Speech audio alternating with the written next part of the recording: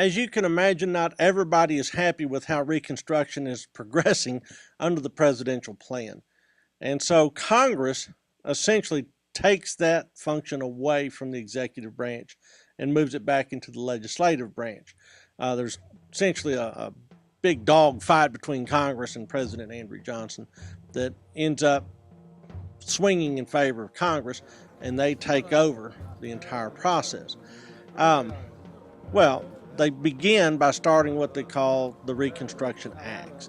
1867, that's when they divide up the Southern Territory into military districts, and they eliminate and remove from office all governors that have been elected under the presidential plan. So J.W. Throckmorton is removed from office. Next, instead of just taking an oath of allegiance, they decide that there needs to be a new, what they call the Ironclad Oath, that says that, in fact, not only are you loyal to the United States, but you never, ever, ever had anything to do with the Confederacy. In essence, that allows them to disenfranchise whites who may be trying to reassert the Old South. Any state official that cannot sign that oath is removed. So if you're a Texas Unionist, you're golden. Or if you're a new resident of the state from somewhere up north, you're golden. Everybody else, out the door. There is a new convention called in order to reshape the government and to have the state readmitted under the new circumstances. And this new convention is called in 1868. The only people that can attend this convention are going to be male enfranchised citizens over 21. So if you can't take the Ironclad Oath, you can't go. So who can go? Well, male enfranchised citizens.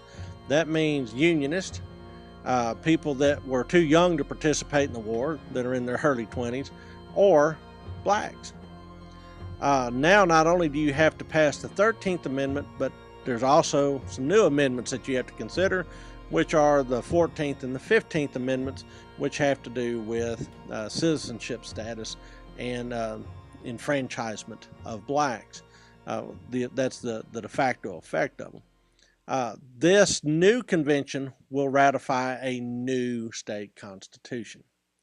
All right, in this new iteration of Reconstruction, since presidential Reconstruction didn't go far enough for some elements in the United States Congress, this new Reconstruction will put into office E.J. Davis. E.J. Davis was a colonel in the Union Army during the course of the war, a judge from San Antonio, I believe, before the war, and a staunch Texas Unionist. Under his leadership, E.J. Davis gets the amendments ratified, 13th, 14th, and 15th, and then brings about all the other conditions that will require that are required before Texas can be readmitted. President Ulysses Grant says that Texas is now back in the Union on March 30th, 1870. However, they're not through being reconstructed because E.J. Davis, armed with a new state constitution, needs to recraft the Texas government along a pattern that will be more acceptable to national authorities. A lot of people like to think of E.J. Davis as being something of an imperial governor as a result. He takes office in 1869, but delays electing a new government and new congressional delegation until November of 1871.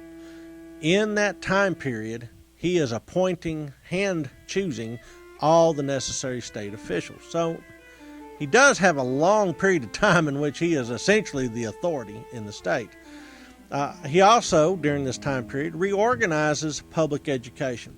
Says, you know what, we're going to choose teachers, and we're going to have teachers that know their stuff, that are literate, that can pass a battery of tests that says that they will teach the right things. Education in Texas will now be compulsory, and the overseeing of this education system will be centralized. So clearly, within this Reconstruction model, education will be important as a way of building national consensus. It's certainly the case in Texas. Also, what E.J. Davis does is he creates the state police. The state police should not be confused with the Texas Rangers. Completely different. This is a state police force designed to enforce all the various provisions of Reconstruction, from the Freedmen's Bureau to the Reconstruction Acts, etc. They are going to be the muscle of E.J. Davis and his Reconstruction policies. He also creates a state guard and also a Texas volunteer militia for the very same reasons. Now, Leander McNelly, who ends up becoming a very famous Texas Ranger, is one of the state police officers. So not everybody in the state police is, some sort of outsider bad guy. This is just the new order. Well, what do they have to guard against? Reconstruction in Texas is pretty doggone violent. There's a number of white anti-Reconstruction gangs that arise in East Texas. People like Cullen C. Baker, a fellow by the name of Bickerstaff, another one by the name of Bob Lee. And together, all these different groups do things like intimidate blacks, murder blacks, and also intimidate officers of the Freedmen's Bureau. And sometimes they even take on federal troops. There's 939 murders reported in the state of Texas from 1865 to 1868.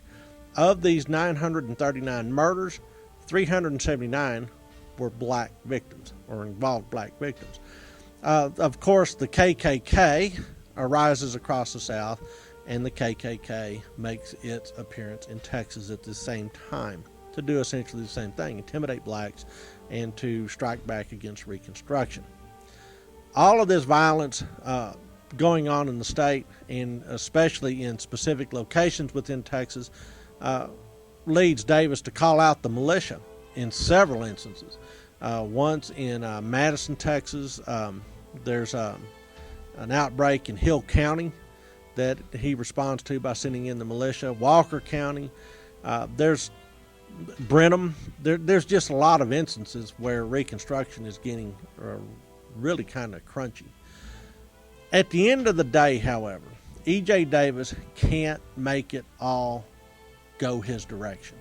And in fact, as early as 1871, the elections start rolling against him and the Republicans. Finally, by 1873, he's voted out of office in free elections. He refuses to vacate the office and barricades himself in the office, but finally gives it up and goes his way. He is replaced by Governor Koch. Well, Governor Koch immediately moves to undo everything that E.J. Davis was trying to accomplish. So the state police, they're disbanded in April of 1873. In January of 1874, Koch is inaugurated as governor, and he sets the state towards ratifying a new constitution. In 1876, this new state constitution that's passed essentially undoes everything that Davis tried to do. It makes it very, very difficult to centralize authority in the state of Texas, and it's also outrageously hard to amend. Texans become very skeptical of government, and it stems all the way back to this time period, well, and everything else leading up to this time period in the history of their state.